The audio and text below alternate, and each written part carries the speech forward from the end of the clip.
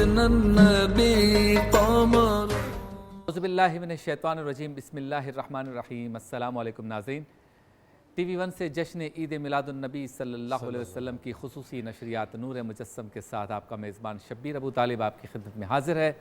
آج شب میلاد ہے، یعنی 11ویں اور 12ویں شب کے 11ویں اور 12ویں تاریخ کے درمیان کی شب ہے، اور اس میں پوری دنیا میں جہاں جہاں یہ شب انہی تاریخوں میں منائی جا رہی ہے، وہاں تمام مسلمانان عالم شب میلاد مصطفیٰ صلی اللہ علیہ وسلم پر چراغاں کر رہے ہیں، محفلیں سجا رہے ہیں، ذکر مصطفیٰ کر رہے ہیں اور کوشش کر رہے ہیں کہ غلامی کا حق ادا کر لیں۔ آج ہم بھی اس محفل کے ذریعے سرکار دو عالم صلی اللہ علیہ وسلم کی غلامی کا ایک چھوٹا سا حقیر سا نذرانہ پیش کرنے کی سعادت حاصل کر رہے ہیں، اس امید، اس تمنا، اس آرزو اور اس خواہش کے ساتھ کہ یہ بارگاہ رسالت میں مقبول ہوگا۔ سرکار دو عالم صلی اللہ علیہ وسلم کی ولادت کی خوشیاں تو ہم مناتے ہیں، لیکن دراصل اس خوشیاں منانے کی جو محافل ہیں، ذکر مصطفیٰ کی محافلیں، اس کے پیچھے حکمت یہ ہوتی ہے کہ ہم سیرت مصطفیٰ صلی اللہ علیہ وسلم کے مختلف گوشوں کا تذکرہ کریں، اسے اپنانے کی کوشش کریں، بار بار سنیں کہ ہمارے آقا صلی اللہ علیہ وسلم نے زندگی کیسے گزاری اور موجودہ دور میں ان تمام اصولوں کو ہم اپنے اوپر کس طرح سے لاگو کر سکتے ہیں، کس طرح سے اپنی زندگی میں اسے قائم کر سکتے ہیں۔ صبح طیبہ میں ہوئی بٹتا ہے باڑا نور کا، صدقہ لینے نور کا آیا ہے تارا نور کا، تیری نسل پاک میں ہے بچہ بچہ نور کا، تو ہے عین نور تیرا سب گھرانہ نور کا، اور تاج والے دیکھ کر تیرا امامہ نور کا، سر جھکاتے ہیں الہی بول بالا نور کا۔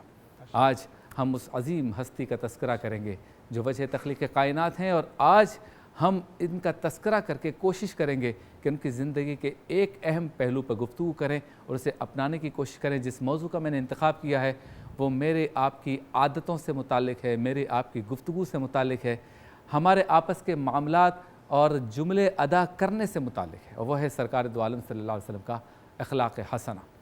آج کے دور میں یہ ایک بہت ہی اہم معاملہ ہے کہ جب ہم کسی سے گفتگو کرتے ہیں، بات بات پر گالیاں، جھوٹی قسمیں اور لینگویج میں اس طرح کے الفاظ استعمال کرتے ہیں جو یقیناً کسی مسلمان کا شیوا نہیں ہو سکتا، اس لیے کہ میرے اور آپ کے آقا صلی اللہ علیہ وسلم نے جو زندگی گزاری، جو گفتگو فرمائی، جو اخلاق حسنہ ہمیں سکھائے، خود کر کے بتائے، ان کے جملوں میں جو مٹھاس تھی، جو ان کے اخلاق میں مٹھاس تھی، بات کرنے کے انداز میں مٹھاس تھی، وہ آج ہمیں پیدا کرنے کی ضرورت ہے۔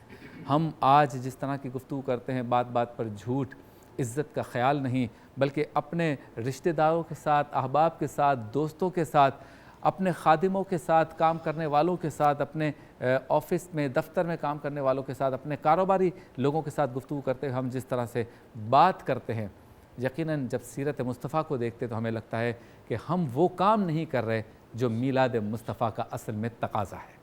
آج ہم سرکار دو عالم صلی اللہ علیہ وسلم کے اخلاق حسنہ کا تذکرہ کریں گے۔ موجود ہیں میرے ساتھ چار معزز مہمانان گرامی، میرے بائیں ہاتھ پہ موجود ہیں آپ کے، ہمارے، ہم سب کے محترم و مکرم حضرت علامہ مفتی محمد شاہد مدنی صاحب۔ السلام علیکم صاحب۔ وعلیکم السلام ورحمۃ اللہ۔ بہت شکریہ مفتی صاحب، آپ تشریف لائے، اور ان کے ساتھ موجود ہیں وطن عزیز پاکستان کے بین الاقوامی شہرت یافتہ ثناء جناب محمد ساجد قادری صاحب، آپ کو بھی السلام علیکم، بہت شکریہ، آپ بھی تشریف لائے۔ دائیں ہاتھ پہ موجود ہیں ایک اور بہت ہی خوبصورت انداز میں گفتگو کرنے والے ہمارے ممتاز عالم دین حضرت علامہ عمران بشیر صاحب، آپ کو بھی السلام علیکم، اور ان کے ساتھ موجود ہیں ایک اور بہت ہی پیارے عالم دین مفتی ابو محمد صاحب، آپ کو بھی السلام علیکم۔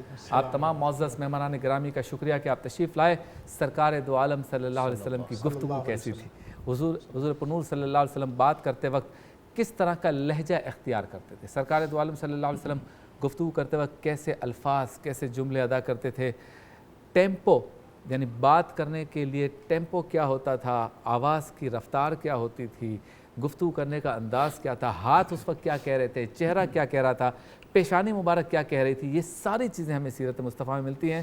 اور یقیناً 1400 سال پہلے نہ کمپیوٹرز تھے، نہ اس طرح سے ڈیٹا کو سیو کرنے کی کوئی مشین تھی، لیکن حضور پرنور صلی اللہ علیہ وسلم وہ واحد ہستی ہیں کائنات کی جن کی عادتوں کا ایک ایک عادت کا، ان کی حیا کا، ان کی ادا کا ایک ایک جملہ، ایک ایک بات، ایک ایک رکن جو ہے وہ ریکارڈ ہو گیا، اور ہمیں پتہ ہے کہ سرکار دو عالم صلی اللہ علیہ وسلم کب مسکراتے تھے، کب غمگین ہوتے تھے، کب ان کے چہرے پر سرخی آتی تھی، کب وہ بہت زیادہ خوش ہوا کرتے تھے، یہی ساری چیزیں آج ہم ڈسکس کریں گے۔ مفتی صاحب ذرا بتائیے حضور پرنور صلی اللہ علیہ وسلم کے اخلاق کے ساتھ۔ بسم اللہ الرحمن الرحیم، هو القادر هو الحق هو المعین۔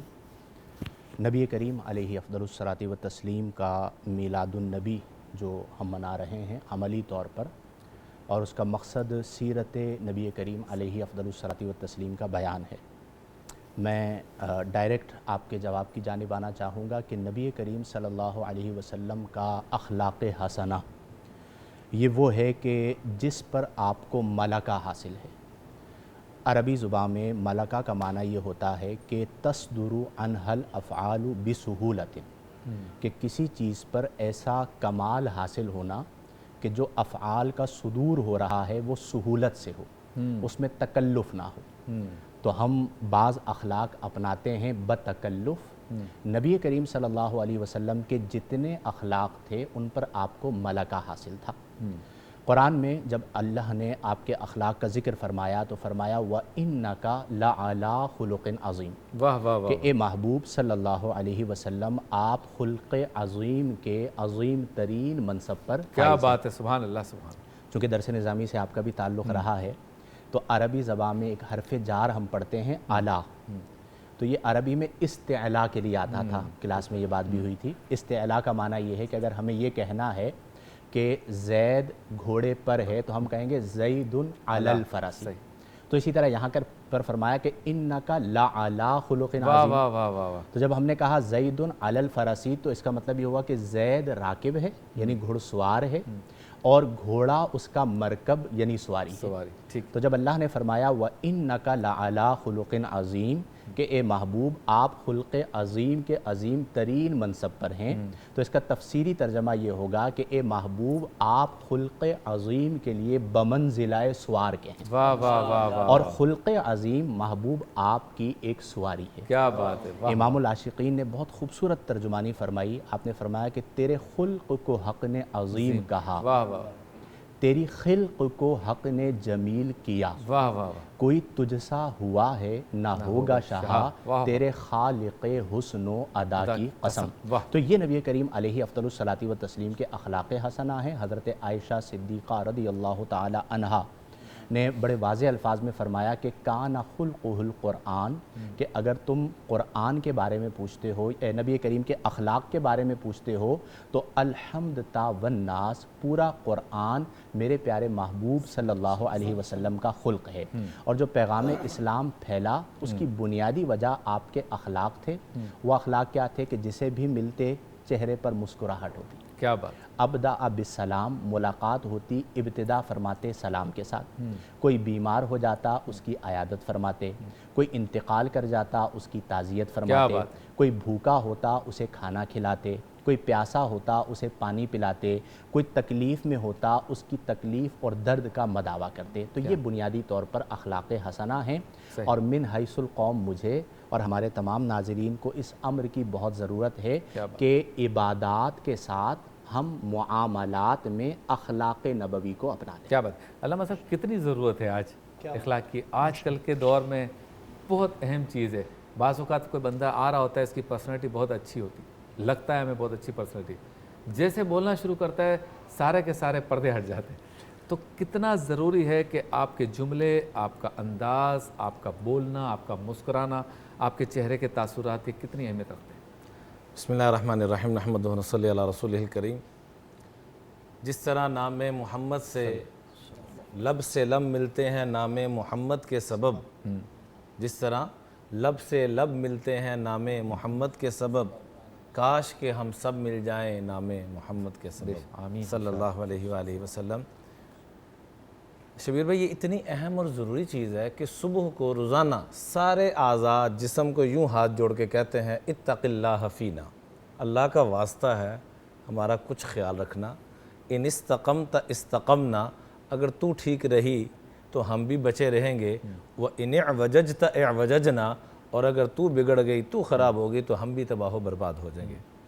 ابو دجانہ رضی اللہ تعالیٰ عنہ یہ وہ خوش قسمت صحابہ میں ہیں کہ جو بدر سے لے کر حجۃ الوداع تک ہر غزوہ میں آقا کریم صلی اللہ علیہ وسلم کی خدمت میں موجود پیش احد میں آپ نے فرمایا میری تلوار کا حق کون ادا کرے گا، تو یہ سعادت بھی ابو دجانہ رضی اللہ تعالیٰ عنہ کو حاصل ہوئی اور کفار مکہ کی صفوں کو چیرتے ہوئے اینڈ تک پہنچے، اور وہاں ہندہ موجود ہیں، آپ نے ان کے سر پہ تلوار رکھی تو چیخ ماری تو تلوار پیچھے کر دی، تو زبیر دیکھ رہے تھے سارے معاملے کو، یہ کیسے اللہ کے محبوب کی تلوار کا حق ادا کرتے ہیں، فرمایا چھوڑ کیوں دیا، فرمایا مجھے حیا آئی کہ اللہ کے محبوب کی تلوار ہو اور عورت پر چلے، اچھا اللہ کے محبوب کی تلوار اور عورت پر چلے۔ آج ہماری یہ تلوار جس کو کہا جراحات السنانی لہت یامو ولا یلتام ما جرح اللسان، تیر تلوار کا زخم تو ختم ہو جاتا ہے، ہمارے بڑے تو وہ بھی عورتوں پہ نہیں چلا رہے، وہ بھی کافروں کی، اور ہم آج اپنی خواتین پہ، اپنے ملازمین پہ، اپنے بچوں پہ یہ والی تلوار جو کہ اس تلوار سے بھی کروڑوں گنا زیادہ سخت ہے۔ فرمایا زبان کا ایک میٹھا بول، زبان کا ایک میٹھا بول ساتوں کڑوے سمندروں کو میٹھا کر دیتا ہے، اور اس کا ایک کڑوا بول، اس کی لگائی ہوئی آگ ساتوں سمندر مل کر اس آگ کو نہیں بجھا سکتے۔ تو ابو دجانہ رضی اللہ تعالیٰ سے پوچھا گیا کہ آپ نے ہر غزوے میں شرکت کی، آپ کے کاغذوں میں سب سے اونچا عمل کون سا ہے؟ تو فرمایا ان ارجا عملی عندی عملین، میرے کاغذوں میں دو چیزیں سب سے اعلیٰ ہیں۔ تو سننے والا یہ سمجھتا کہ بدر کا حوالہ دیں گے، بدر کی نسبت سے بڑھ کی کیا نسبت، اور احد میں اللہ کے محبوب کو جب تلوار لا کے واپس کی تو آپ نے فرمایا میری تلوار کا تو نے حق ادا کر دیا۔ وہ پوچھنے والا طالب یہ سمجھتا کہ شاید وہ جواب دیں، شاید وہ دیں، وَكُلًّا وَعَدَ اللَّهُ الْحُسْنَى، سارے صحابہ کتنے خوش قسمت کہ یہ ٹائٹل ملا اللہ کی رضوان کا، اللہ کی رضا کا، لیکن وہ ان میں سے کوئی جواب نہ دیتے۔ فرمایا میرے کاغذوں میں جس میں امید رکھتا ہوں جس پر کہ میں جنت میں آقا کے قدموں میں پہنچوں گا، وہ تو دو چیزیں ہیں۔ پہلی بات ما آذیت احدا بلسانی، آج تک میری زبان سے اللہ کی قسم کسی کو بھی تکلیف نہیں پہنچی۔ واہ واہ، ہم یہ قسم کھا کے کہہ سکتے ہیں کہ آج تک میری زبان سے بچا کوئی نہیں، وہ قسم کھا کے کہہ رہے ہیں کہ آج تک کسی کو تکلیف نہیں پہنچی۔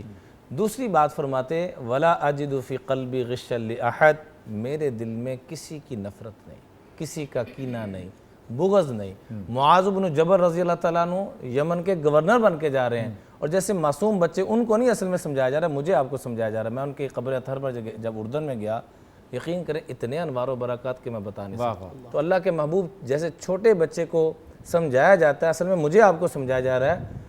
کہا الا ادلک بملاک ھذا کلی، اے معاذ میں آپ کو پورے دین کا خلاصہ نہ پیش کروں؟ تو پھر یوں زبان اقدس یوں پکڑی اور پکڑ کے فرمایا کف ھذا، اس کو تھام لینا، اللہ میرے قدموں میں آ جاؤ۔ سبحان اللہ سبحان اللہ۔ نور مجسم صلی اللہ علیہ وسلم کی یہ بابرکت نشریات آپ دیکھ رہے ہیں، آپ سے ملاقات ہوتی ہے مختصر سے وقفے کے بعد۔ قمر سيدنا النبي قمر۔ خوش آمدید، ایک بار پھر آپ کی خدمت میں حاضر ہیں۔ آپ دیکھ رہے ہیں جشن عید میلاد النبی صلی اللہ علیہ وسلم کی خصوصی نشریات نور مجسم صلی اللہ علیہ وسلم ٹی وی 1 سے، اور آج شب میلاد ہے۔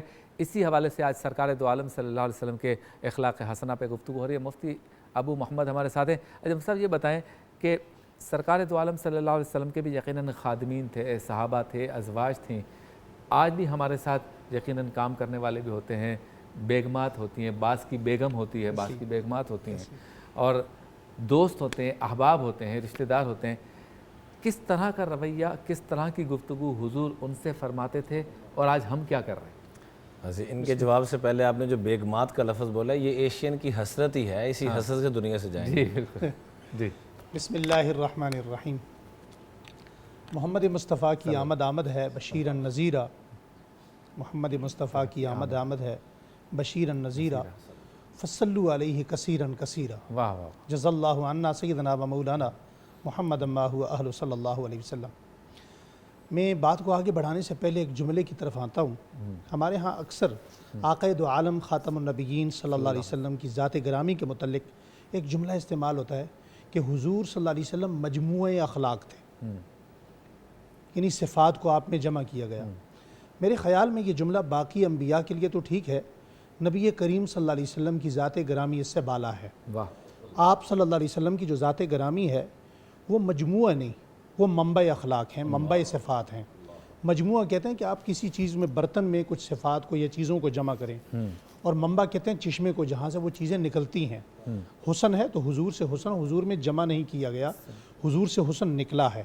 اخلاق ہیں تو یہ اخلاق نبی کریم صلی اللہ علیہ وآلہ وسلم میں جمع نہیں کیے گئے حضور سے اخلاق نکلے ہیں. صحیح. اور ان اخلاق کی آپ یہ دیکھیں، جس طرح آپ ابھی فرما رہے تھے کہ ملازمین کے ساتھ، ملازمین سے مجھے بات یاد آئی، آپ صلی اللہ علیہ وسلم کے جو قریبی خادمین میں سے جن صحابہ اکرام نے آپ کے دروازے پر، چوکھٹ پر زندگی کا ایک طویل عرصہ بسر فرمایا، حدیث مبارکہ میں آتا ہے، حضرت انس رضی اللہ تعالیٰ عنہ فرماتے ہیں مجھے 10 سال نبی کریم صلی اللہ علیہ وسلم کے دروازے پر یہ شرف حاصل ہوا کہ میں آپ کا وضو کا پانی بھرتا، آپ کا مسواک میرے پاس ہوتا، آپ کے وضو کا برتن میرے پاس ہوتا. 10 سال کے عرصہ میں آقا دو عالم صلی اللہ علیہ وسلم، امام الانبیاء، امام الرسل، امام الاولین والآخرین، خاتم النبیین صلی اللہ علیہ وسلم کی زبان نبوت سے لفظ کیوں نہیں سنا. واہ واہ واہ. آپ نے کبھی کسی کو یہ کہتے ہوئے کہ کسی نے سنا ہو کیوں، یہ کیوں کیا، کیوں نہیں کیا؟ اور حضور صلی اللہ علیہ وسلم کی اخلاق مبارکہ پر بات ہو رہی ہے تو جو چیز حضور صلی اللہ علیہ وسلم امت میں پیدا کرنا چاہ رہے تھے اسے کس انداز میں بیان فرمایا. صحابی رسول آپ صلی اللہ علیہ وسلم کی خدمت میں حاضر ہوئے، عرض کیا یا رسول اللہ دین کب مکمل ہوگا؟ آپ صلی اللہ علیہ وسلم نے جو جواب دیا وہ آج کی مناسبت سے، آج کے دن سے تجدید عہد کے طور پر اپنے پاس لکھنے کے بلکہ اپنے گھر پر بڑا بڑا لکھ کر روزانہ اسے پڑھ کر داخل ہونے اور پڑھ کر باہر نکلنے کی ضرورت ہے. آپ صلی اللہ علیہ وسلم نے فرمایا دین اس وقت مکمل ہوگا جب تمہارے اخلاق مکمل ہو جائیں. صحابی رسول نے دوسرا سوال کیا. دوسرا سوال کیا تھا؟ یا رسول اللہ ہمارے اخلاق کب مکمل ہوں گے؟ آپ صلی اللہ علیہ وسلم نے فرمایا جب تمہارے اندر سے غصہ نکل جائے، جب تمہارا غصہ ختم ہو جائے. مجھے آج بتائیے کہ کون انسان، جس طرح آپ نے پہلے فرمایا نا، یہ مسکراہٹیں جتنی بھی ہیں یہ ساری مصنوعی ہیں، یہ ڈسپوزبل مسکراہٹیں ہیں، ان کا حقیقت سے کوئی تعلق نہیں ہے، اندر سے کوئی تعلق نہیں ہے. دوسرے لفظوں میں اگر تلخ الفاظ میں یوں کہا جائے تو قول و فعل میں تضاد ہے. یہ تو میرا ملازم بتائے گا، میرا ڈرائیور بتائے گا، میرے متعلقین جی میرے متعلقین متوسلین بتائیں گے کہ میری زبان کیا چیز ہے. بلکہ سب سے زیادہ اہم بات یہ ہے کہ میرے گھر والے بتائیں گے، میری بیوی بتائے گی کہ میرے اخلاق کیا چیز ہیں. حضور صلی اللہ علیہ وسلم نے فرمایا سب سے اچھا انسان دنیا میں وہ ہے جو اپنے گھر والوں کے لیے اچھا ہے، جو اپنی بیوی کے لیے اچھا ہے. واہ واہ، بہت خوب، ماشاءاللہ. ساجد قادری صاحب ہمارے ساتھ موجود ہیں، آج کی اس شب کے حوالے سے کلام. ماشاءاللہ. وصف روخ ان کا کیا کرتے ہیں، شرح و شمس و ضحا کرتے ہیں، ان کی غم مد ہو ثنا کرتے ہیں، جن کو محمود کا غا کرتے ہیں، جن کو محمود کا غا کرتے ہیں. تو ہے خورشید رسالت پیارے، چھپ گئے تیری ضیا میں تارے. تو ہے خورشید رسالت پیارے، چھپ گئے تیری ضیا میں تارے.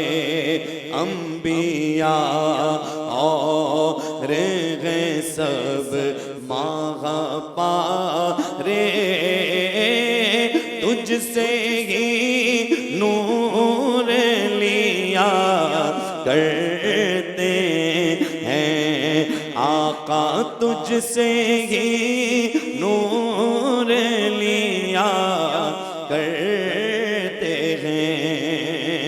انگلیاں پائی وہ پیاری پیاری، جس سے دریائے کرم ہے جاری، جس سے دریائے کرم ہے جاری. اور جوش پر آتی ہے جب غم خواری،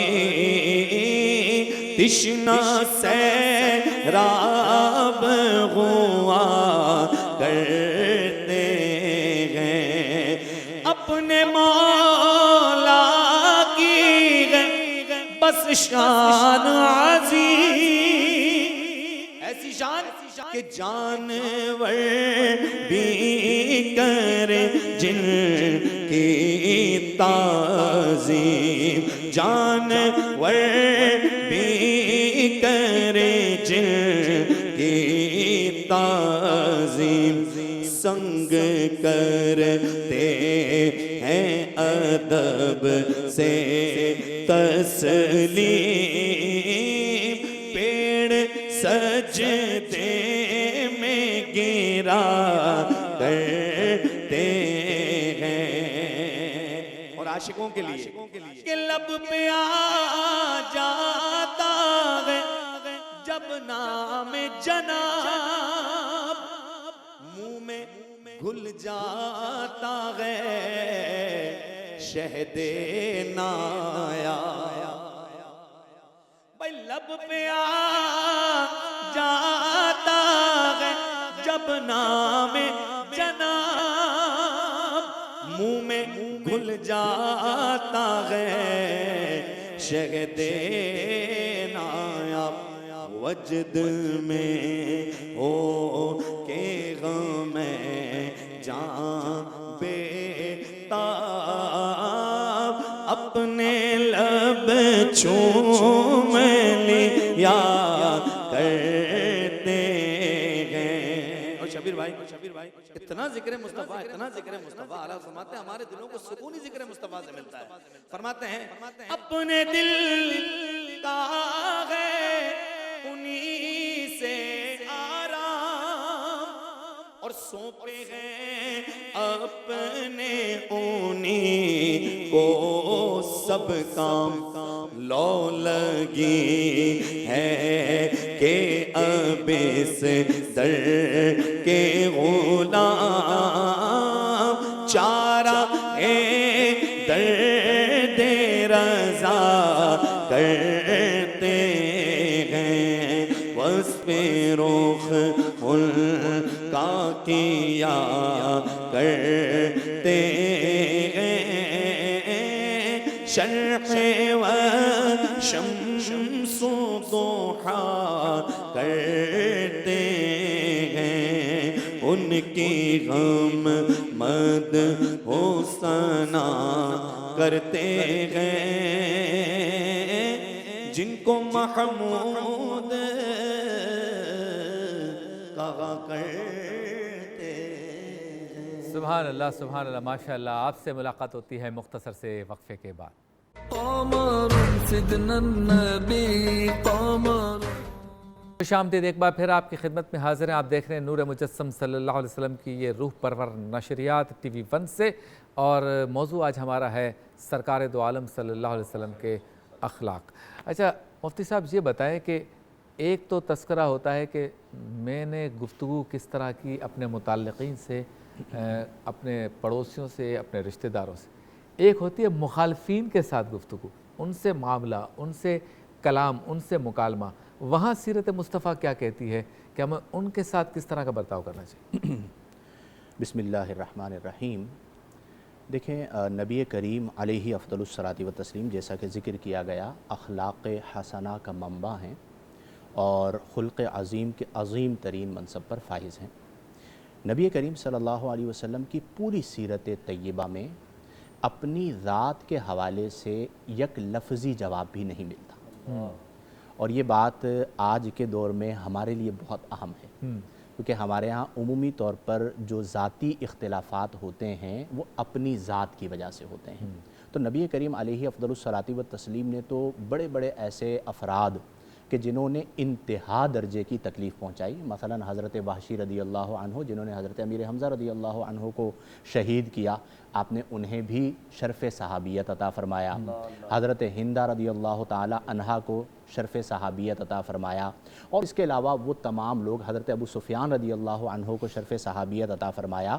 تو ایک یہ بنیادی بات ہے کہ آپ نے اپنی ذات کے حوالے سے کبھی کسی سے بدلہ نہیں لیا۔ تو جو لوگ علماء ربانیین کہلاتے ہیں اور جن کا منصب یہ ہے کہ وہ نبی کریم علیہ افضل الصلاۃ والتسلیم کے پیغام کو آگے پہنچا رہے ہیں، تو اپنے اندر بھی وہی وسعت پیدا کریں، اپنے اندر بھی وہی ضبط پیدا کریں، اپنے اندر بھی وہی اخلاق حسنہ کا اثر بیدار کریں کہ ہم نے اپنی ذات کے حوالے سے کسی سے انتقام نہیں لینا۔ جہاں تک دلائل کی بات ہے تو دیکھیں اسلام نے ہمیں یہ پیغام دیا ہے، اور قرآن کو اگر ہم پڑھتے ہیں تو جا بجا مقامات پر جو انداز بیان ہے وہ یہ ہے کہ دلیل کا جواب دلیل سے ہوگا، یعنی آوازوں کو بلند نہیں کرنا، دلائل کو بلند کرنا ہے، اور اس میں بھی مقصد کبھی یہ نہیں ہونا چاہیے کہ میں نے سامنے والے کو منوانا ہے۔ ہم اکثر کہتے ہیں نا وما علینا الا البلاغ، نہیں ہے ہم پر مگر پہنچانا، اس کے دل کو بدلنا یہ تو اللہ تبارک و تعالیٰ کا کام ہے، یہ ہمارا کام نہیں ہے۔ تو ہم اچھے انداز میں بات کو پہنچائیں۔ یہ بات اس لیے بھی شبیر بھائی بہت اہم ہے کہ آج جو ہماری نیو جنریشن ہے وہ جب علماء کو دیکھتی ہے، ان کو سنتی ہے، تو وہ ان کے انداز کو بھی دیکھتی ہے، ان کے الفاظ کو بھی دیکھتی ہے، اور ان کے کردار کو بھی دیکھتی ہے۔ من حیث الامت آج ہم سب کو اس بات کی بہت ضرورت ہے کہ ہم اپنے الفاظ میں دلائل کو شامل کریں، اور دلیل ایسا نہیں ہے کہ پہلے موقف بنائیں پھر دلیل تلاش کریں، بلکہ پہلے دلیل کو دیکھیں کہ دلائل حقہ کی بنا پر موقف بنتا کیا ہے، اور پھر اس کو لوگوں کے سامنے پیش کریں، جن میں شدت نہیں ہونی چاہیے، سختی بیجا نہیں ہونی چاہیے، اور تنقید بیجا نہیں ہونی چاہیے، بلکہ بہت ہی اعتدال کے ساتھ، میانہ روی کے ساتھ، ضبط کے ساتھ، اور کنٹینٹ مضبوط ہونا چاہیے۔ دیکھیں ہمارے ہاں ہوتا کیا ہے کہ جب آپ ایک پیشہ ور جاہل خطیب کو لا کر ممبر پر بٹھا دیں گے تو اس کے پاس مستند بخاری و مسلم تو ہے نہیں، اس نے پڑھا ہی نہیں ہے، وہ اہل ہی نہیں ہے، اب یہاں پر وہ اپنی شعبدے بازیاں شروع کرے گا۔ یہ ہمارے ساتھ بہت زیادہ ہوا۔ تو اس بات کا ادراک ہو کہ یہ ممبر رسول اللہ کا ممبر ہے، میں اگر اس پر بیٹھا ہوں تو میں اپنے آپ سے سوال کر لوں کیا میں اس کا اہل ہوں، کیا میں نے اس کے لیے تیاری کی؟ اگر میں اہل نہیں ہوں تو میں الگ ہو جاؤں، کیونکہ میں خود تو گمراہ نہیں ہوں گا صرف، بلکہ لوگوں کو بھی ساتھ میں گمراہ کروں گا۔ تو اس چیز کا خیال رکھا جائے کہ جو اس ممبر پر آ کر بیٹھا وہ اہل ہے۔ پھر اسی طرح جب آپ بیان کریں، دیکھیں ماضی میں ایک روایتی انداز تھا، اب اگر کوئی مقرر فور ایگزامپل غیر ضروری طور پر چیختا ہے تو ہمارا بیٹا سوال کرتا ہے کہ یہ بات آرام سے بھی تو ہو سکتی تھی، یہ شائستہ طریقے سے بھی تو ہو سکتی تھی، یہ اتنا جو ہے وہ غصے میں آ کر اتنا چیخ کر اس بات کو بیان کرنے کی کیا ضرورت ہے؟ اچھا پھر ہوتا کیا ہے کہ جو ہمارے نوجوان علماء ہیں، یعنی نیو جنریشن جو عالم بن رہی ہے، وہ بھی فالو کر رہے ہوتے ہیں، تو اپنی آواز کو پست رکھیں، اپنے دلائل کو بلند کریں۔ جب آپ کے دلائل بلند ہوں گے تو اس کی تاثیر خود بخود بیدار ہو جائے گی۔ تو یہ وہ چیزیں ہیں کہ جو نبی کریم صلی اللہ علیہ وسلم کی سیرت طیبہ کی روشنی میں ہمیں سیکھنے کی ضرورت ہے، اور اگر کوئی ہمیں کچھ کہہ دے تو ہم بھڑک جاتے ہیں، غصے میں آ جاتے ہیں کہ مجھے علامہ صاحب کو کہہ دیا، مفتی صاحب کو کہہ دیا، جانتے نہیں ہوں میں ٹی وی پہ آتا ہوں، لوگ مجھے جانتے ہیں، میرے اتنے ہزار اسٹوڈنٹ ہیں۔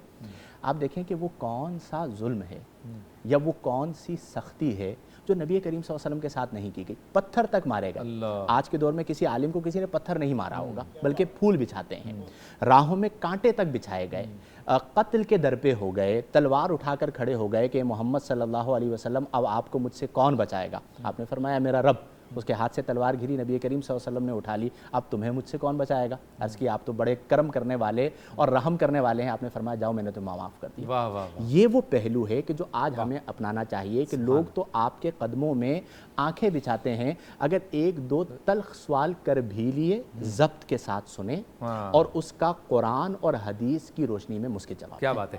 اچھا علامہ صاحب یہ بتائیں کہ آج کل جو ہمارا انداز گفتگو ہے اس میں ابے تبے، بیٹھ جا بے، پھر الفاظ آج کل ہم جو ٹیلی ویژن پہ اپنے رہنماؤں کے بھی سنتے ہیں، بنارسی ٹھگ، چور ڈاکو، اس کی بہن بھی چور، اس کی ماں بھی چور، اس کا داماد بھی چور، تو جھوٹا ہے، تو مکار ہے، اور ثبوت کوئی نہیں، ہم الزام تراشی، اس نے مجھے کہا تو میں نے ادھر ڈال دیا، آپ نے سنا ادھر ڈال دیا، یہ ساری چیزیں جو آ گئیں۔ پھر اس طرح سے میں تو تجھے تھوکوں بھی نہ، یا گالیاں آ گئیں یا ہر بات پہ کہتے ہیں قسم خدا کی میں نے ابھی ابھی اس کو دیکھا ہے, اللہ کی قسم یہ چیز میں نے اتنے میں لی ہے, بیچتے وقت جو سارے دکاندار, یہ ہماری گفتگو میں یہ جملے عام ہو گئے. ایسا لگتا ہے کہ یہ ہماری لینگویج میں شامل ہو گئے. یہ اس کے بغیر ہمارے جملے مکمل نہیں ہوتے. یہ عادت کیسے نکلے, کیونکہ یہ تو 100% برخلاف ہے سرکار دو عالم صلی اللہ علیہ وسلم کی سیرت یا ان کے اخلاق کے, جن کا آج ہم جشن ولادت منا رہے ہیں. اللہ تعالیٰ آپ کو بہت جزائے خیر عطا فرمائے. شبیر بھائی, جو موضوع چل رہا تھا, اگر اجازت ہو تو ایک بات اس میں عرض کرنا چاہوں گا. جی.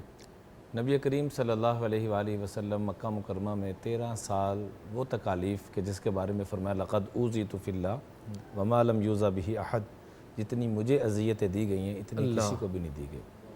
لقد اخفت فی اللہ وما لم یخف بہ احد, جتنا مجھے ڈرایا گیا اتنا کسی کو نہیں ڈرایا گیا. سجدے میں جا رہے ہیں تو اوپر اوجری رکھی جا رہی ہے کہ اٹھائی نہیں جا رہی. ایک دفعہ نبی کریم صلی اللہ علیہ وسلم کو اتنا مشرکین مکہ مار رہے تھے, اتنا ظلم کر رہے تھے کہ ایک شخص ابھی جو مسلمان نہیں ہوئے تھے ان کو جب پتہ لگا تو انہوں نے کہا اس کا کوئی والی وارث نہیں ہے. تو کہا جبل ابی قبیس پہ ان کا گھر ہے. تو حضرت زینب کو جب بتایا گیا تو وہ معصوم چھوٹی عمر کی بیٹی ہیں, وہ آتی ہیں اور ایسا ایک جملہ کہتی ہیں کہ مشرکین مکہ کا جس کا جہاں ہاتھ تھا وہیں رک جاتا ہے. اللہ, کیا جملہ کہا ہوگا. وہ معصوم بیٹی جو اپنے کام بھی نہیں کر سکتی, وہ آ کے کہتی ہے کہ میرے بابا نے اگر تمہارے پیسے دینے ہیں, کوئی حق ادا کرنا ہے, تو میں تمہارے گھر کی باندھی, سب کے گھروں کی باندھی مان کے تمہارے گھروں کی کام میرے بابا کو چھوڑ دو. تو یہ ساری تکلیفیں, صعوبتیں برداشت, 2 بیٹیوں کو طلاق ہو رہی ہے گریبان میں کپڑا ڈال کر, یہ ساری تکلیفیں لے کر مکہ مکرمہ سے جب ہجرت فرما کر مدینہ منورہ پہنچ کے پہلا خطبہ دیتے ہیں. میں ہاتھ جوڑ کے جو یہاں احباب بیٹھے ان سے بھی, اور جہاں تک آواز جا رہی ہے جو لوگ اب دیکھ رہے ہیں بعد میں دیکھیں گے, ہاتھ جوڑ کے درخواست کروں گا کہ نبی کریم صلی اللہ علیہ وسلم کی جو بھی عالم آپ کو پسند ہے, مستند کوئی بھی سیرت کی کتاب اللہ کا واسطہ پوری ایک دفعہ ضرور پڑھیں. واہ واہ واہ. کہ آپ صلی اللہ علیہ وآلہ وسلم وہاں پہنچتے ہیں, جو خطبہ دیتے ہیں شبیر بھائی جان, اس خطبے میں ایک لفظ نہیں بولا کہ میرے ساتھ 13 سالوں میں کیا کیا ہے, ایک جملہ نہیں بولا. اس کے بعد اگلے سال جب بدر کے قیدی پکڑے جاتے ہیں, پہلی رات رو رہے ہیں اور صحابہ سے کیا فرما رہے ہیں کہ ان کو پانی کی ضرورت ہو تو ان کو پانی دو, جو بھی اکرام ہو سکتا ہے. اور اگلے دن جب یہ قیدی پکڑے جاتے ہیں تو اللہ کے محبوب صلی اللہ علیہ وآلہ وسلم ٹہل رہے ہیں. صحابہ پوچھتے ہیں یا رسول اللہ ٹہل کیوں رہے ہیں, آج تو خوشی کا دن ہے, یہ پکڑے گئے ہیں. فرمایا ان کو جو پکڑ کے باندھا ہوا ہے, ان کے کراہنے کی آواز مجھے سونے نہیں دے رہی. اچھا, یہی تو وجہ تھی کہ الفضل ما شہدت بہ الاعداء, کہ تعریف وہ ہے اعلیٰ درجے کی کہ دشمن بھی تعریف کرے. تو دشمن بھی تعریف کر رہا ہے. ابو جہل سے بدر کے موقع پہ پوچھا گیا تیری کیا رائے ہے, تو کہنے لگا رب کعبہ کی قسم اس جیسی عظیم ہستی میں نے نہیں دیکھی. کیا بات ہے. تو ہندو بھی تعریف کر رہے ہیں. کالکا پرساد سے کسی نے پوچھا نا کہ گر شمس و قمر کو ہاتھوں پہ اٹھا لے, دولت کونین کو دامن میں چھپا لے. کالکا پرساد سے کوئی پوچھے کہ تو کیا لے, تو نالین محمد آنکھوں سے لگا لے. یہ عرض مدینہ ہے کہ فردوس بری ہے, ذرہ ہے جو اس شہر کا وہ ماہ مبیں ہے. ہندو ہوں بہت دور ہوں اسلام سے, لیکن پر مجھ کو بھی محمد کی شفاعت کا یقین ہے. اب رہا معاملہ کے کفار کے ساتھ, اور جو آج ہم مسلمان جو ہمارے رویے چل رہے ہیں, میں ہاتھ جوڑ کے 2 لفظوں میں یہ عرض کروں گا, درخواست کروں گا کہ اگر ہم نبی کریم صلی اللہ علیہ وآلہ وسلم کے قدموں میں جانا چاہتے ہیں تو ہمیں اپنے رویوں کو تبدیل کرنا ہوگا, اپنے الفاظ ٹھیک کرنے ہوں گے. اور یہ جملہ بولنا جیسے آپ نے فرمایا کہ میں فلاں ہوں, میرا منہ نہ کھلواؤ, اگر میرا منہ کھل گیا تو اس کا مطلب یہ ہے کہ اندر گند ہے, گندگی باہر آئے گی.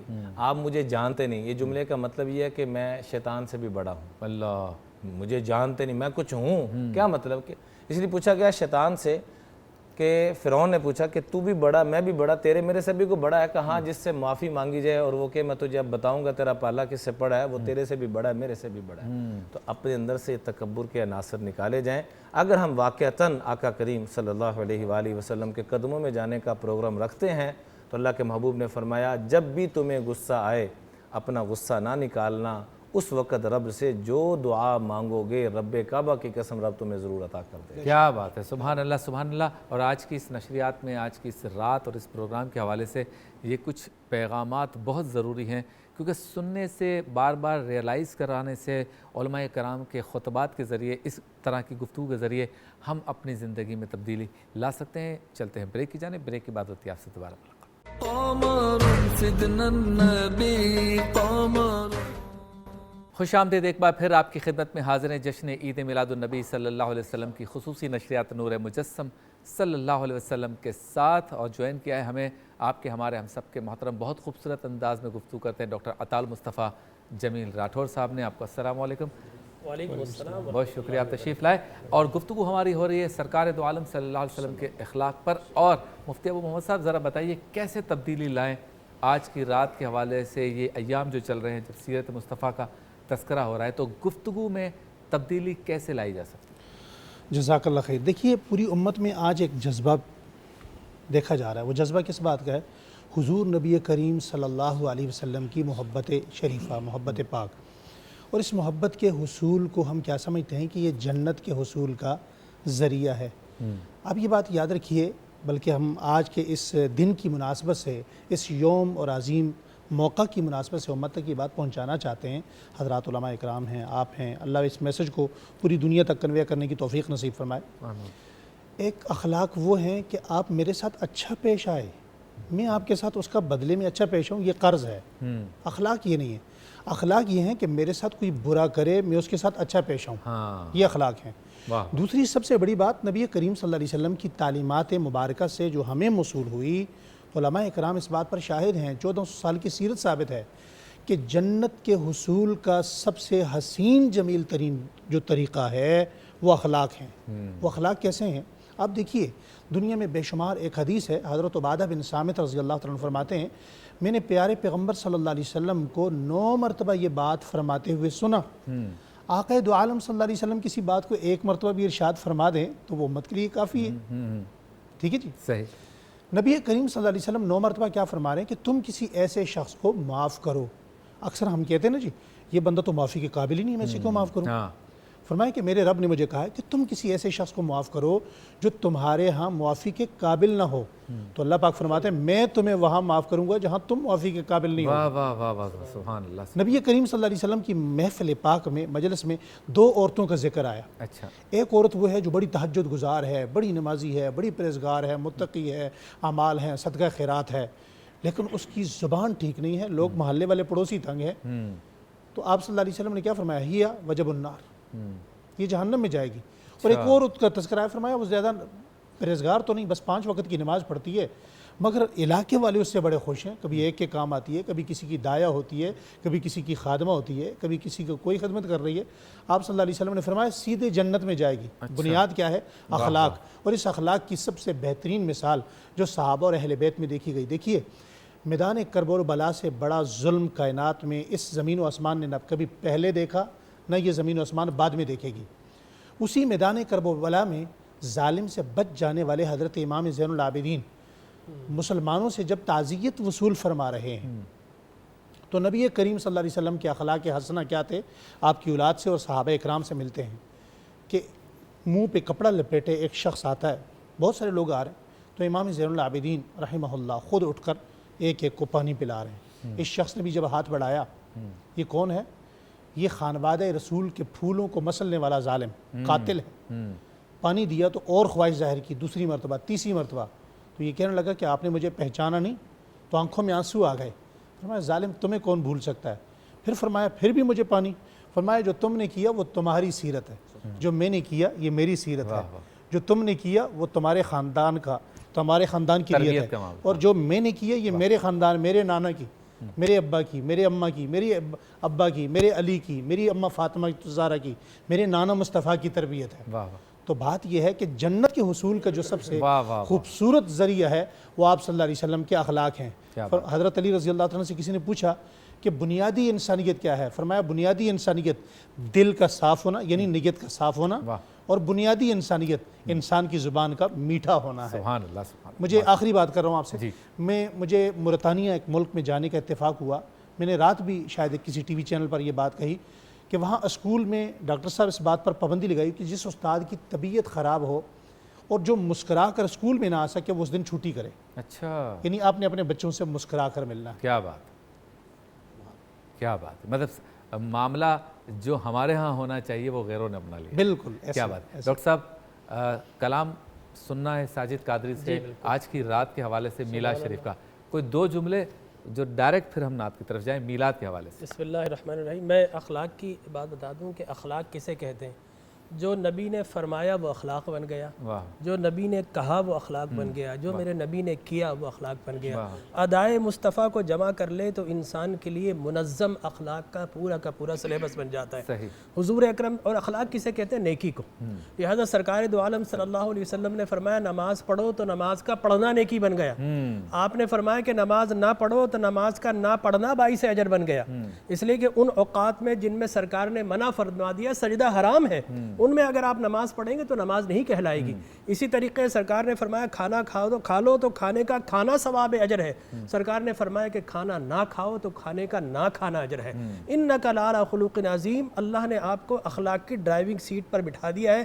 جہاں رخ مصطفیٰ ہو جاتا ہے وہیں راہ اللہ کی جانب سے اخلاق بن جاتی ہے. کیا بات ہے, سبحان اللہ, ماشاء اللہ, سبحان اللہ, سبحان اللہ. پڑھو درود کے مولود کی گھڑی آئی, پڑھو درود کے مولود کی گھڑی آئی. یا رسول اللہ سلم علیہ, یا حبیب اللہ سلم علیہ. آئے سرکار آئے میرے دلدار آئے, آئے سرکار آئے میرے دلدار آئے. پڑھو درود کے مولود کی گھڑی آئی. ہر ایک ساعت و لمحہ ہے قیمتی اس کا, ہر ایک رات سے بڑھ کر ملا اسے رتبہ. ہر ایک ساعت و لمحہ ہے قیمتی اس کا, ہر ایک رات سے بڑھ کر ملا اسے رتبہ. اسی لیے تو یہ شب, اسی لیے تو یہ شب بہترین کہلائی. پڑھو درود کے مولود کی گھڑی آئی, پڑھو درود کے مولود کی گھڑی آئی. یا رسول اللہ سلم علیہ, یا حبیب اللہ سلم علیہ. آئے سرکار آئے میرے دلدار آئے, آئے سرکار آئے میرے دلدار آئے. پڑھو درود کے مولود کی گھڑی آئی. خدا کا شکر کرو اور پڑھو درود ان پر کہ آج لائے گے تشریف ہادیوں رہبر. خدا کا شکر کرو اور پڑھو درود ان پر کہ آج لائے گے تشریف ہادیوں رہبر. زمان بھر میں گئے مشہور جن کی یکتائی. پڑھو درود کے مولود کی گھڑی آئی. یا رسول اللہ سلم علیہ. آئے سرکار آئے میرے دلدار آئے, آئے سرکار آئے میرے دلدار آئے. پڑھو درود کے مولود کی گھڑی آئی. جگہ میں سبز پرچموں کی بہار آئی ہے, اور عاشقوں نے مکہ ہر گلی سجائی ہے. جگہ میں سبز پرچموں کی بہار آئی ہے, اور عاشقوں نے مکہ ہر گلی سجائی ہے. ہر ایک دل میں, ہر ایک دل میں خوشی کی بجی ہے شہنائی. پڑھو درود کے مولود کی گھڑی آئی.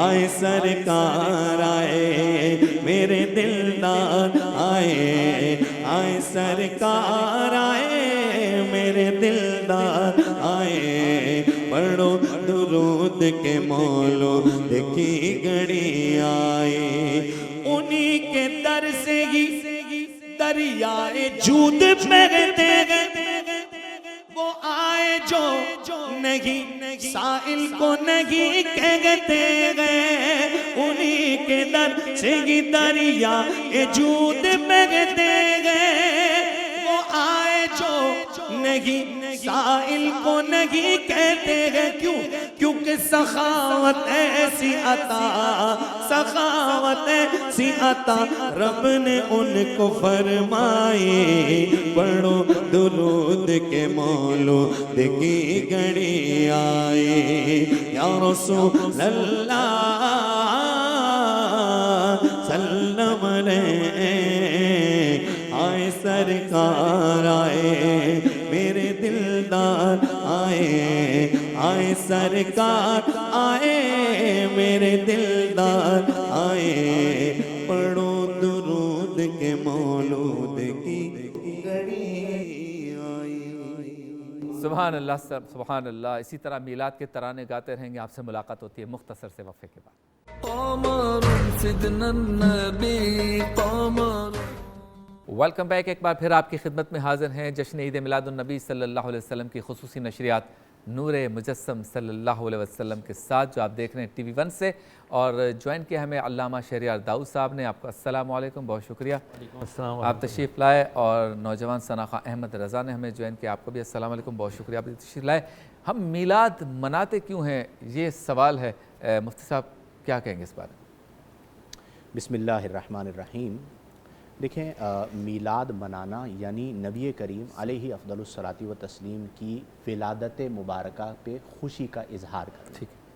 تو ایک بات تو یہاں پر یہی واضح ہے کہ نبی کریم علیہ افضل الصلاۃ و تسلیم کا میلاد منانا یہ شرک کی نفی ہے کہ ہم جن کا میلاد منا رہے ہیں ان کے لیے ولادت مان رہے ہیں, اور اللہ تبارک و تعالی لم یلد ولم یولد ولادت سے پاک ہے. کیوں مناتے ہیں؟ مسلم شریف کی بہت واضح حدیث مبارکہ ہے کہ سئل عن صوم یوم الاثنین. نبی کریم علیہ افضل الصلاۃ و تسلیم سے سوال کیا گیا پیر کے دن کے روزے کے بارے میں, تو آپ نے فرمایا ذاک یوم ولدت فیہ, یہ وہ دن ہے جس دن میری ولادت ہوئی. اب مجھے نہیں سمجھ میں آتا کہ منکرین میلاد کی نظروں میں اتنی نصوص صریحہ کیوں نہیں آتی کہ آپ نے وجہ صوم اپنا میلاد بتایا کہ میں چونکہ اس دن پیدا ہوا ہوں اس لیے روزہ رکھتا ہوں. تو جب ہمارے پیارے نبی صلی اللہ علیہ وآلہ وسلم نے میلاد منایا تو ہم مناتے ہیں. دوسری بات یہ ہے کہ قرآن میں کئی مقامات پر واضح طور پر فرمایا گیا, مثلا قل بفضل اللہ وبرحمتہ فبذلک فلیفرحوا. اب نبی کریم علیہ افضل الصلاۃ و تسلیم اللہ کا کتنا بڑا فضل ہیں اور کتنی بڑی رحمت ہے, یہ محتاج بیان نہیں ہے کہ اس سے بڑا فضل اور اس سے بڑی رحمت نہیں ہے.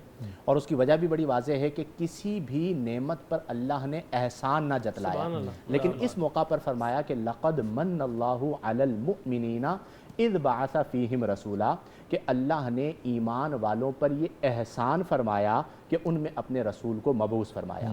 تو جب نعمت عظمیٰ کہہ لیجئے یا اصل النعم کہہ لیجئے, یعنی تمام نعمتوں کی اصل جو ہیں وہ نبی کریم علیہ افضل الصلاۃ و تسلیم ہیں, تو آپ کی آمد پر اظہار مسرت کرنا یہ تقاضۂ ایمان ہے. اور اب یہ جو بحث تھی ماضی میں بہت زیادہ تھی کہ کیوں مناتے ہیں, قرآن میں کہاں ہے, بخاری میں کہاں ہے, مسلم میں کہاں ہے, یہ بہت پیچھے رہ گئی, کیونکہ یہ شروع ان لوگوں نے کی تھی جن کی اپنی عمر 90 سال ہے, اور جو میلاد منانے کا تعلق ہے وہ کم از کم 700 سال سے تو باقاعدہ ہے. تو اس لیے اب یہ دلائل پیچھے رہ گئے. اور آپ یہ دیکھیں کہ وَرَفَعْنَا لَكَ ذِكْرَكَ, اے محبوب ہم نے آپ کے لیے آپ کے ذکر کو بلند کیا. کتنی کوششیں کی, کتنی کتابیں لکھیں, کتنے فتوے لکھے, کس طرح سے مشرک و بدعتی قرار دیا, لیکن جن کے ذکر کو ان کے رب نے بلند فرمایا تھا. ہر نئے آنے والے سال میں میلاد پچھلے سال سے بڑھ جاتا ہے, نیو جنریشن میں اس کا شعور بڑھ جاتا ہے. روڈوں پر آپ دیکھیں تعداد جلوس میں شریک ہونے والے شرکاء کی تعداد بڑھ جاتی ہے. اس کی وجہ یہ ہے کہ یہ ذکر وہ ذکر ہے کہ جس کے بارے میں رب نے فرمایا کہ جعلتک ذکری, اے میرے محبوب میں نے آپ کو اپنا ذکر بنا دیا. لا اذکر حتی تذکر, جب جب میرا ذکر ہوگا محبوب آپ کا ذکر ہوگا, اس ذکر کو کوئی مٹا ہی نہیں سکتا، بقول مٹ گئے مٹتے ہیں مٹ جائیں گے آدھا تیرے، نہ مٹا ہے نہ مٹے گا کبھی چرچا۔ کیا بات ہے، اور ذکر مصطفیٰ کی بات تو بہت ہی بلند ہے۔ داتا صاحب کے عرس کی نفی کرنے والے نفی کرتے رہ گئے، ہر سال ان کا عرس بڑھ ہی جاتا ہے۔ الحمدللہ۔ کیا بات، اور صاحب کیا کہیں گے، تقاضے کیا ہیں اس پر بھی ذرا گفتگو کریں نا کہ میلاد مصطفیٰ منانے کے بعد تقاضے کیا ہیں؟ آپ کا، میں آتا ہوں اس طرف بھی، آپ کا جو کوسچن ہے وہ بنیادی طور پر بڑا عجیب و غریب ہے۔ آپ نے کہا میلاد کیوں مناتے، it is not a question, question is that why we don't celebrate the میلاد۔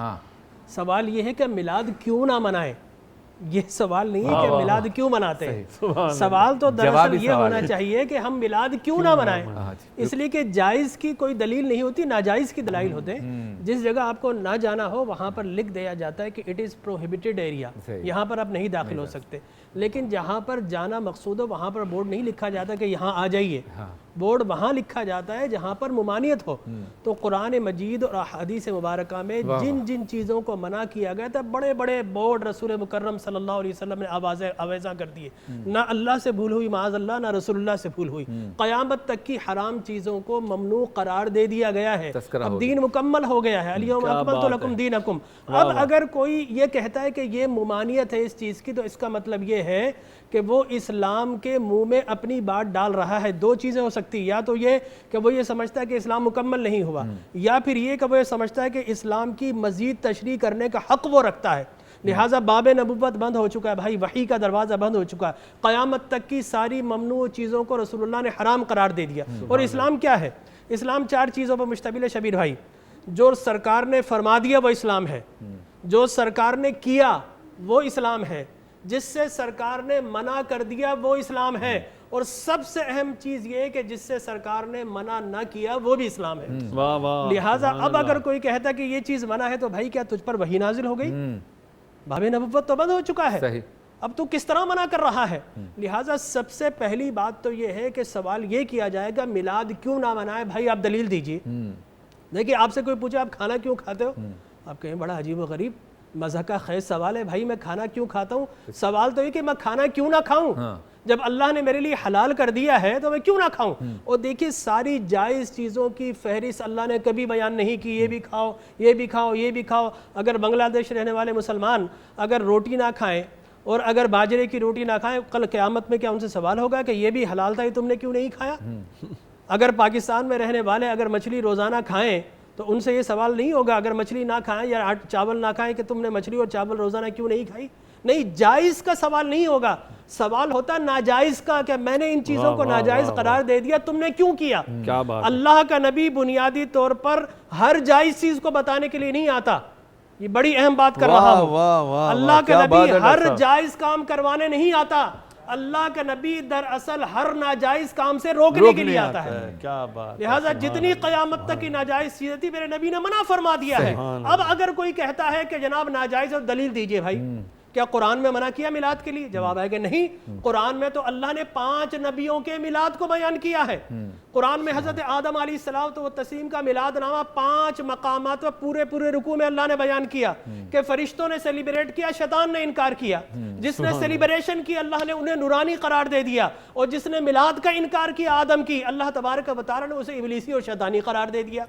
اسی طرح قرآن میں حضرت موسیٰ علیہ السلام و تسلیم کا پورا میلاد نامہ سورۃ القصص کی ابتدائی 28 آیات میں اللہ نے بیان کیا۔ حضرت یحییٰ علیہ السلام کا میلاد نامہ، اور میلاد کے طور پر اس دن خاص طور پر سلام علیہ یوم ولدا، اے یحییٰ تجھ پر سلام ہو جس دن تو پیدا ہوا ہے۔ لہٰذا میلاد کے دن پر سلام پڑھنا تو اللہ کی سنت ہے۔ حضرت عیسیٰ علیہ الصلوۃ والتسلیم فرماتے والسلام علیہ یوم ولدت و یوم اموت و یوم ابعث حیا، سلام ہو مجھ پر جس دن میں پیدا ہوں گا، سلام ہو مجھ پر اس دن جس دن میرا انتقال ہوگا۔ حضور اکرم صلی اللہ علیہ وسلم فرماتے الجمعۃ عید للمسلمین، جمعہ مسلمانوں کی عید کا دن ہے۔ میں نے پوچھا سرکار کیوں؟ فرمایا فیہ خلق آدم، اس لیے کہ اس دن آدم پیدا ہوئے۔ پھر کوئی کہے کہ جناب یہ بھی تو ہے فیہ قبض آدم، کہ اس دن آدم کی وفات ہوئی، ان کی روح کو قبض کیا گیا۔ میں نے پوچھا یا رسول اللہ تخلیق والے دن میلاد منائے یا وفات والے دن؟ فرمایا الجمعۃ عید للمسلمین، تمہیں وفات ہو یا عید ہو تمہیں تو عید ہی منانا اس لیے کہ تمہارے باپ آدم پیدا ہوئے تھے، لہٰذا معلوم ہوا کہ اور اسی طریقے سے آپ آگے چلے حضرت مریم کا میلاد نامہ سورہ آل عمران میں اللہ نے صراحت کے ساتھ بیان کیا ہے، بڑے مفصل انداز میں، نبیوں کی تو چھوڑیے اللہ نے ولیوں بلکہ ولیوں بھی نہیں ولیہ کی میلاد کو بیان کیا ہے۔ تو میں یہ سمجھتا ہوں کہ میلاد کا انکار وہی کہاں پر ہے؟ ابھی علامہ صاحب نے بیان کیا، مفتی صاحب نے احادیث بیان کی، بے شمار احادیث مبارکہ ہیں، اگر آپ مجھے موقع دیں گے تو میں ابھی 50 احادیث خاص میلاد پر پڑھ سکتا ہوں۔ میلاد منانا تو اللہ تبارک و تعالیٰ کی سنت مبارکہ ہے، لہٰذا اب اگر کوئی میلاد کا سوال کرتا ہے کہ میلاد کیوں منائیں تو میں اس سے بڑی خاموشی کے ساتھ ادب سے سوال کر لیتا ہوں، حضور آپ یہ بتا دیجیے کہ ہم میلاد کیوں نہ منائیں؟ کیا بات ہے، پہلے آپ ناجائز کی دلیل دے دیجیے۔ بڑے عجیب و غریب احمق لوگ ہیں جائز کی دلیل مانگتے ہیں، بھائی دلیل تو ناجائز کی ہوتی ہے۔ کیا پورے قرآن میں کہیں قرآن کا میلاد کا انکار ہے؟ نہیں۔ کیا احادیث مبارکہ میں انکار ہے؟ نہیں۔ کیا آثار صحابہ میں انکار ہے؟ نہیں۔ کیا تابعین کے دور میں ہے؟ نہیں۔ کیا دور تبع تابعین میں؟ نہیں۔ یہ تو جس طرح مفتی صاحب نے 90 اور 100 سال کی بدعت ہے میلاد کا انکار کرنا۔ میلاد کا اقرار کرنا تو رسول اللہ کی بھی سنت ہے، صحابہ کی بھی سنت ہے، لیکن ان سب سے پہلے میلاد بنانا خود خالق تبارک و تعالیٰ کی سنت ہے۔ اچھا جو لوگ میلاد کے دن کو یا میلاد کو عید نہیں مانتے، اب وہ اپنے شیخ کو بیماری کے بستر سے واپس تندرست ہونے پر اس دن کو بھی عید کہہ رہے ہیں، جو میلاد کے دن کو عید نہیں کہہ رہے۔ وہ کہتے ہیں آج ہمارا شیخ جو ہے وہ ہاسپٹل سے واپس آ گیا تو آج ہمارے لیے عید کا دن ہے، لیکن میلاد کو عید نہیں کہتے۔ اس کے بارے میں کیا کہیں گے؟ بسم اللہ الرحمن الرحیم، اللہم صلی علی سیدنا و مولانا محمد وعلی آلہ واصحابہ وبارک وسلم۔ ماشاءاللہ ڈاکٹر صاحب نے تو اس کے اوپر ختم کر دیا ہے، مفتی صاحب نے بھی ماشاءاللہ ایسا مفصل بیان فرمایا۔ اب میں صرف یہ عرض کروں کہ آپ نے جس طرف اشارہ کیا کہ آل سعود نے وہ تصویریں لگا دی کہ جی ہمارے جو ہے نا بادشاہ صاحب سلامتی کے ساتھ گھر آ گئے ہیں، ایکسپوز ہو رہے ہیں نا، ہاں تو ہم آ گئے ہیں۔ میں آج کی یوتھ کو تھوڑا سا کروں گا، ایڈریس کرنا چاہوں گا۔ الحمدللہ ثم الحمدللہ آپ بھی دیکھ رہے ہیں سوشل میڈیا پر کہ اب وہ لوگ الحمدللہ میلاد کی فیور میں اور اس کے وجوب میں اور اس کے ہونے میں اور اس کے صحیح ہونے میں ایسی باتیں کر رہے ہیں کہ جن کو شاید ہم پہلے سننا دیکھنا بھی گوارا نہیں کرتے تھے، پسند نہیں کرتے تھے، لیکن یہ اللہ تبارک تعالیٰ نے وہی مفتی صاحب کی بات قرآن کی آیت کی وَرَفَعْنَا لَكَ ذِكْرَكَ، اب اللہ تبارک تعالیٰ ان کا ذکر بنا۔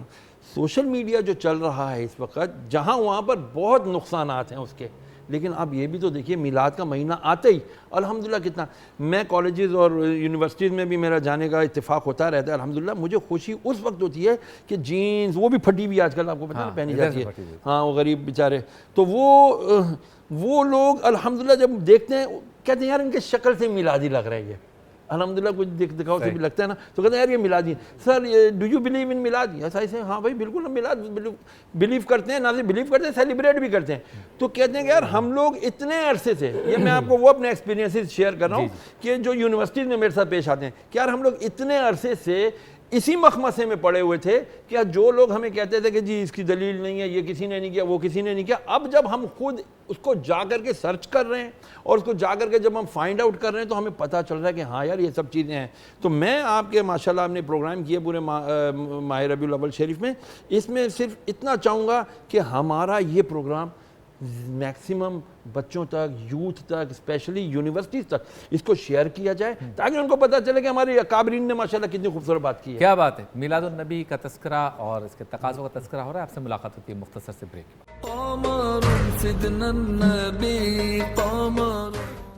ویلکم بیک، ایک بار پھر آپ کی خدمت میں حاضر نور مجسم صلی اللہ علیہ وسلم ہماری نشریات ہے جو شب میلاد کے موقع پر آپ کے سامنے ٹی وی 1 سے پیش کی جا رہی ہے۔ احمد رضا ہمارے ساتھ ہیں، کلام پیش۔ صلی اللہ پکارو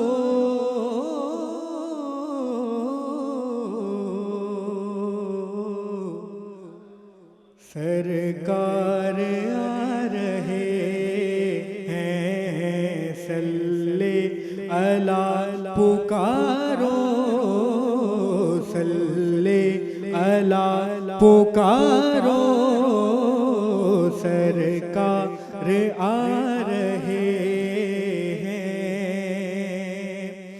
صلی اللہ پکارو،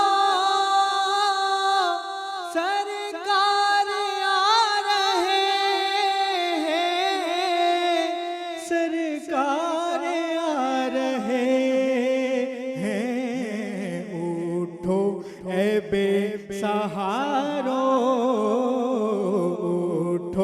اے بے سہارو سہارو اٹھو اے بے سہارو سرکار آ رہے ہیں مولود کی گھڑی ہے چلو آمینہ کے گھر پر مولود کی گھڑی ہے مولود کی گھڑی ہے چلو آمینہ کے گھر پر چلو آمینہ کے گھر پر اے خلد کی بہارو بہارو اے خلد کی بہارو سرکار آ رہے ہیں صلی علی پکارو سرکار آ رہے ہیں اور شبیر بھائی حاصل کلام شیر جو مانگنا ہے مانگو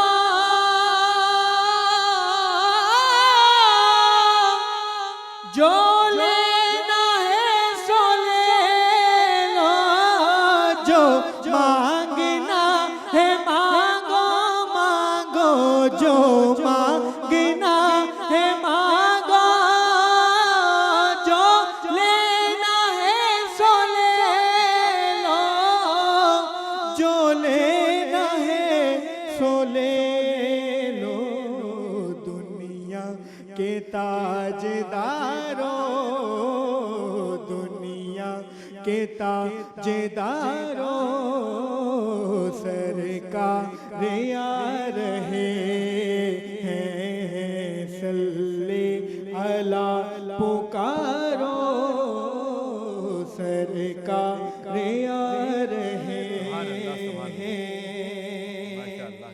جنت کے در کھلے رحمت برس رہی ہے جنت کے در کھلے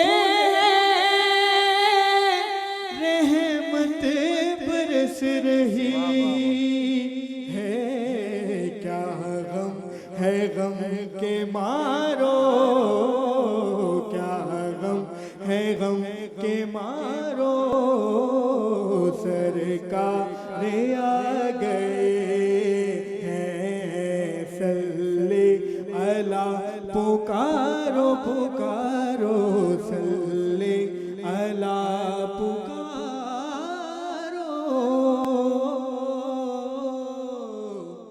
سرکار آ گئے سبحان اللہ ماشاء اللہ. اچھا مفتی صاحب بچوں کی تربیت کس طرح سے کریں؟ میلاد شریف کا یہ دن ہے، اس دن یہ ہوا تھا، اس کو کس طرح سیلیبریٹ کرنا ہے، اس میں کیا کیا کام کرنے ہیں، اس رات کو کیا کرنا ہے، اس دن کو کیا کرنا ہے، پورے مہینے کو کیسے گزارنا ہے، پھر جو تذکرہ ہو اس کو اپنی زندگی پر کس طرح سے لاگو کرنا ہے یا پریکٹیکلی عمل پیرا ہونا چاہیے، بچوں کو کس طرح سے تربیت دیں؟ بسم اللہ الرحمن الرحیم. دیکھیں تربیت کے لیے تو عمر درکار ہوتی ہے اور یہ ہمارا المیہ بھی ہے کہ ہم ہر سال الحمدللہ میلاد تو کرتے ہیں لیکن ایام میلاد میں ہماری جو توجہ ہے وہ جانب تربیت نہیں ہوتی. ہمارے اسلاف جب میلاد کیا کرتے تھے تو علماء ربانیین تشریف لاتے، نبی کریم علیہ افضل الصلاۃ و تسلیم کی اخلاق و سیرت کو بیان کرتے، والدین اپنے بچوں کو لے کر اس مجلس میں بیٹھتے اور وہ ان کی تربیت ہوا کرتی تھی اور ہر سال ہوا کرتی تھی. ہمارے ہاں آپ دیکھیں کہ محافل نعت کا انعقاد تو ہوتا ہے لیکن اس کا جو تقدس ہے بعض اوقات اس کا کما حقہ خیال نہیں رکھا جاتا. تو اگر آپ نے تربیت کی بات کی ہے تو میں اسے دو پہلوؤں سے جوڑ دیتا ہوں. ایک ہم سب کی ذات یعنی میری ذات، ہمارے تمام سننے والوں کی ذات کہ ہم نے میلاد منانا ہے تو ہماری بھی تربیت ہو کہ ہم نے اس کے تقدس کا خیال رکھنا ہے. ابھی کل مجھے کسی نے ایک تصویر بھیجی کہ بلون پر نقش نالین مبارک پرنٹ کیا گیا. اب آپ مجھے بتائیے کہ جب اس کی پرنٹنگ ہو رہی تھی وہ زمین پر رکھا ہوا تھا، اور جب یہ بلون لگائے جائیں گے اس کے بعد جب وہ ضائع ہوں گے تو کس طرح بے ادبی ہوگی؟ تو اس طرح کی بہت ساری چیزیں ہمارے درمیان آتی جا رہی ہیں، ہمیں انہیں بھی ختم کرنا ہوگا۔ پھر اسی طرح بچپن میں ہم نعت سنا کرتے تھے، جھنڈے پہ بھی کلمہ نہیں لکھنا چاہیے، جی بالکل، وہ یوم الوطنی منا کے اس کا لباس پہن یعنی لیتے یہ ہیں، ایک ہم نے بطور سمبل کہہ دیا، جس طرح کی بھی نوعیت ہے اس میں بے ادبی ہو رہی ہے اس کا خیال رکھا جائے۔ پھر اسی طرح بچپن میں ہم جب نعت خوانی میں جاتے تھے تو آنکھیں بند کر کے ثنا خواں پڑھ رہا ہوتا تھا، خس روی اچھی لگی نا سروری اچھی لگی، ہم فقیروں کو مدینے کی گلی اچھی لگی، اس پر بھی کیفیت ہوتی تھی۔ اور جو سننے والے سامعین ہیں وہ بھی آنکھیں بند کر کے قرب مصطفیٰ میں پہنچ جاتے تھے۔ اب اس چیز کا فقدان ہوتا جا رہا ہے۔ اب کیا ہوتا ہے کہ وہ کچھ ایسی چیزیں کی جا رہی ہیں کہ جس میں جو نیو جنریشن ہے وہ اس کے ہاتھ کو دیکھ رہے ہیں، اس کے جسم کو دیکھ رہے ہیں، وہ اپنے اوپر کیفیت طاری کیے ہوئے بیٹھا ہے۔ وہ جو مقصد تھا مصطفیٰ کے قریب کرنا، نبی کریم صلی اللہ علیہ وسلم کا قرب دینا، اس سے ہم دور ہوتے جا رہے ہیں۔ تو اس پر توجہ کریں کہ ہم اس ادب و احترام سے کریں کہ سامنے جو بیٹھا ہے وہ بھی آنکھیں بند کیے ہوئے اشک بہاتے ہوئے نعت کو سن رہا ہو اور اس کیفیت سے متکیف ہو، یوں ہی ہماری تربیت شروع ہو جائے گی۔ تیسری چیز جو محافل ہیں ان میں نبی کریم علیہ افضل الصلاۃ و تسلیم کے جو سراپائے اقدس کا بیان ہے اس کا بہت اہتمام کیا جائے۔ ہمارے یہاں کیا ہوتا ہے کہ جب عوام الناس 4 گھنٹوں تک تھک چکی ہوتی ہے اس کے بعد 15 منٹ کا خطاب کرایا جاتا ہے، اور جو 15 منٹ کا خطاب کریں گے انہیں 1 گھنٹہ پہلے بٹھایا جاتا ہے۔ تو اب آپ مجھے بتائیے کہ وہ کس طرح جو ہے وہ اچھے انداز میں فریش ہو کر سراپا کو بیان کریں گے۔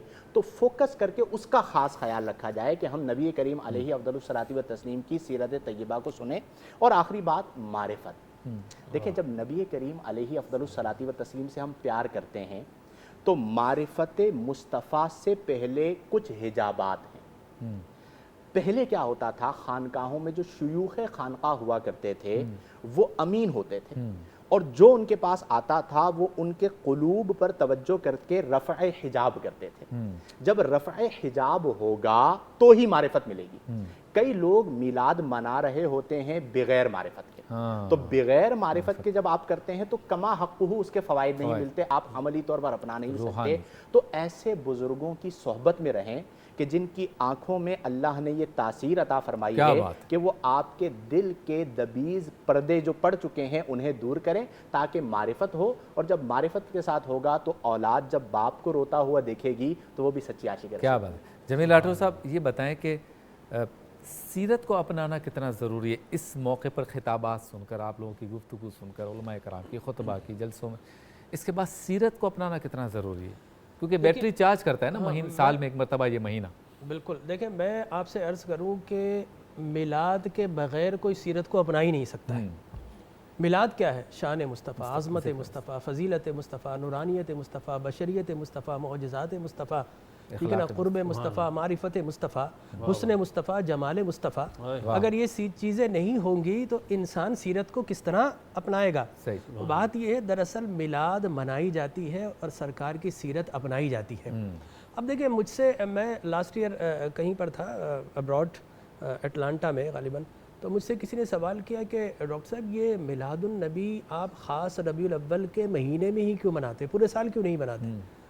میں نے کہا ہم پورے سال مناتے ہیں، لیکن سوال یہ ہے کہ ہم زیادہ قرآن رمضان میں کیوں پڑھتے ہیں؟ اس لیے کہ نزول قرآن کا مہینہ ہے۔ اسی طرح ربیع الاول سرکار کی ولادت کا مہینہ ہے، اس مہینے میں زیادہ کرتے ہیں، ورنہ پورے سال ہم میلاد کیجئے، پورے مہینے میلاد کیجئے، پورے ہفتے میلاد کیجئے، پورے دن میلاد کیجئے، ہر گھنٹے میلاد کیجئے، ہر لمحے میلاد کیجئے۔ اور ہوتا بھی ہے بعض گھروں میں، بعض خانقاہوں میں پورا سال ہوتا ہے۔ بالکل۔ اب دیکھیں میں آپ سے عرض کروں کہ جب تک میلاد کیا ہے؟ میلاد حضور کی محبت کا نام ہے، حضور کی عظمت کا نام ہے، حضور کی فضیلت کا نام ہے، حضور کی نورانیت کا نام ہے۔ اب دیکھیں آقا کریم علیہ الصلوۃ والتسلیم کے نسب مبارک پر منافقین نے اعتراض کیا۔ آپ نے کیا کیا؟ آپ نے صحابہ کا حلقہ بنایا، اپنا ممبر بچھایا اور میلاد کا جلسہ سجایا، اور آپ خطاب کس طرح فرما رہے ہیں؟ آپ نے فرمایا من انا، یہ بتاؤ میں کون ہوں؟ صحابہ نے عرض کیا انت رسول اللہ، آپ اللہ کے رسول ہیں، پیارے رسول ہیں، ہمارے آقا ہیں۔ آپ نے فرمایا انا محمد بن عبداللہ، آج میں اپنا نسب نامہ بیان کرنا چاہتا ہوں، آج میں اپنا میلاد بنانا چاہتا ہوں۔ سنو، ان اللہ خلق الخلق، جب اللہ تبارک و تعالی نے مخلوق کو بنایا، ثم جعلہم فرقتین، اسے 2 حصے میں رکھا، فجعلنی فی خیرہم فرقہ، جو سب سے بہترین حصہ تھا اللہ نے مجھے اس میں رکھا. ثم جعلہم قبائل، جب اللہ نے قبائل بنایا فجعلنی فی خیرہم قبیلہ، جو بہترین قبیلہ تھا اللہ نے مجھے اس میں رکھا. ثم جعلہم بیوتا فجعلنی فی خیرہم بیتا وخیرہم نفسا، جب اللہ نے گھر بنائے تو سنو اللہ نے عبداللہ کا گھر سب سے اچھا بنایا مجھے اس میں رکھا. اور اللہ نے شخصیت بنائی تو آمنہ کے لال کو سب سے اعلیٰ بھی بنایا ہے، سب سے اولیٰ بھی بنایا ہے. اب اپنی شان کو بیان کر کے منافقت کا رد بھی کیا ہے اور صحابہ کے دلوں میں اپنی محبت کا جام بھی پلایا ہے، انڈیل دیا ہے. لہٰذا جب بھی آپ کسی کی سیرت کو اپناتے ہیں تو بنیادی طور پر کیوں اپناتے ہیں؟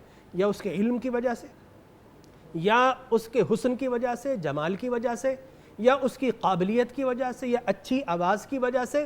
یہ ساری وہ خوبیاں ہیں جن کی وجہ سے آپ کسی سے محبت کرتے ہیں. آج اگر کوئی سنگر ہے اچھا گا رہا ہے، لوگ اس سے محبت کرتے ہیں. بہت بڑا عالم ہے، اس سے محبت کریں گے. کوئی حسین و جمیل دیکھیں گے، اس سے محبت کریں گے. تو یہ حسن کی وجوہات ہیں جن سے محبت کی جاتی ہے. بچوں کو بتائیں کہ ہمارے آقا اتنے حسین و جمیل تھے کہ سارے نبی مل جائیں تو حسن مصطفیٰ کی ایک جھلک کا مقابلہ نہیں کر سکتے. بچوں کے دلوں میں محبت آ جائے گی. اگر آپ بچوں کے سیرت پر چلانا چاہتے ہیں تو بتائیں ہمارے نبی کا علم ایسا تھا کہ اللہ نے فرمایا وما اوتیتم من العلم الا قلیلا. لوگوں آدم سے لے کر عیسیٰ علی نبینا علیہ الصلاۃ والتسلیم تک سارے نبیوں کے علم کو جمع کر لیا جائے تو ہم نے انہیں علم قلیل عطا فرمایا ہے. وعلمک ما لم تکن تعلم وکان فضل اللہ علیک عظیما. سارے نبیوں کو علم قلیل عطا کیا ہے، اے آمنہ کے لال تجھے علم عظیم عطا کیا ہے. لہذا بچوں میں محبت پیدا ہوگی. تو سرکار کے قصائص بیان کیجئے. یہ صحابہ کی سنت ہے کہ حضور کے مولود کے متعلق کبھی حضرت عباس کو لے لیا. آپ حضور کے چچا بتائیے حضور کے میلاد پر کیا کیا عجیب و غریب واقعات ہوئے تھے. کبھی کسی اور صحابی سے پوچھ لے کہ حضور کی میلاد کے اوپر کیا کیا عجیب و غریب حیرت انگیز کمالات ہوئے تھے. تو جب انہیں بتایا جاتا تھا، حضور کی شان بتائی جاتی تھی تو لوگوں کے دلوں میں محبت پیدا ہوتی. آج بھی پیمانہ یہ سرکار نے فرمایا ادبوا اولادکم علی خصال ثلاث. اپنے بچوں کو 3 چیزیں سکھاؤ، حبی نبیکم وحبی اہل بیتی وقراءۃ القرآن. اپنے بچوں کو سب سے پہلے نبی کی محبت سکھاؤ، پھر میرے گھر والوں کی محبت سکھاؤ، اور پھر اس کے بعد تلاوت قرآن سکھاؤ گے تو پھر اسے قرآن کا نور مل جائے گا. ورنہ یضل بہ کثیرا. بہت سارے لوگ اس قرآن کو پڑھ کر وہ صحیح معنوں میں ہدایت سے چلے بھی جاتے ہیں. کچھ ہدایت کی طرف کب آئیں گے؟ جب اللہ کی محبت کا دروازہ رسول کی محبت، رسول کی محبت کا دروازہ اہل بیت کی محبت، اور اہل بیت کی محبت کا دروازہ قرآن کی محبت. کیا بات ہے. شہریار داؤد صاحب کلمات آخر 1 منٹ ہے ہمارے پاس. بس یہی کہ ہمیں اس بحث میں نہیں جانا کہ جی کیا منایا جائے کیا نہیں منایا جائے. دیکھنا یہ ہے سمپل از دیٹ. آج کوئی گاڑی لیتا ہے، کوئی گھر لیتا ہے تو اس کے دوست کیا کہتے ہیں یار ٹریٹ دو نا یار، کوئی ہمارے اس میں ہونا چاہیے، تحفہ ہونا چاہیے نا. تو جب اتنی بڑی رحمت للعالمین صلی اللہ علیہ وسلم آ گئی تب ٹریٹ ہے انشاءاللہ. جھوم جھوم کے میلاد اور آج آپ کا یہ جو آخری جملہ ہے وہ آج کی اس ٹرانسمیشن کا ٹریٹ ہو گیا ماشاءاللہ. آپ چاروں معزز مہمانان گرامی کا شکریہ. آپ سے ملاقات ہوگی اگلی نشست میں. اپنے میزبان شبیر ابو طالب کو اجازت دیجیے. اللہ حافظ. قمر سيدنا النبي قمر